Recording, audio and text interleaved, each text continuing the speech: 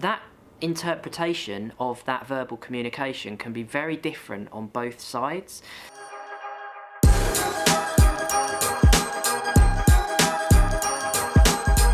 Hi guys, welcome back. My name is Alistair Banks, and for the last 17 years I've run my own business straight out of university. This is my YouTube channel for advice, thoughts, tips, musings about business, actionable stuff that you can put into your business today.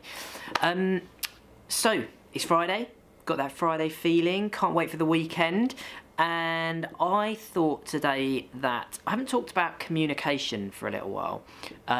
So something that happened to us as a business fairly recently was that I can take a kind of lesson from, was all about not relying on verbal communication. So in business we have plenty of correspondence or discussions with people, clients, suppliers, internally with each other. The problem is that we often rely on those verbal communications, and there lieth the problem, that interpretation of that verbal communication can be very different on both sides, or even if it isn't different actually, it can get forgotten over time. So a situation occurred for us where we had a conversation with somebody at a certain point, verbal, very, in our words, quite clear at the time. That has become less clear over time, and now there is a different interpretation of that conversation, which, you know, brings up some challenges for us as a business.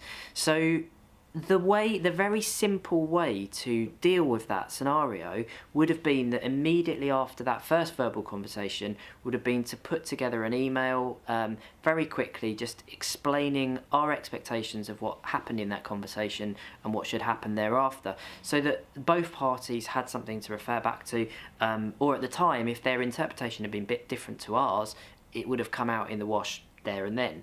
So I guess the lesson is, and you know, life's all about lessons, isn't it, that it's, if you have a verbal conversation about something which is very important that needs to be remembered over a period of time, it is worth the time and effort to put that into writing directly after and agree with those people. Just send it off to them, store it somewhere, so you can always look back at it and don't have the issue of different interpretations or different versions of the story later on.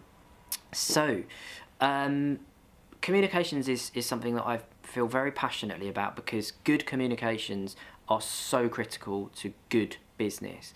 So although it's a kind of short tip today, I think it's very important, and I should definitely be doing more of these comms type tips or advice.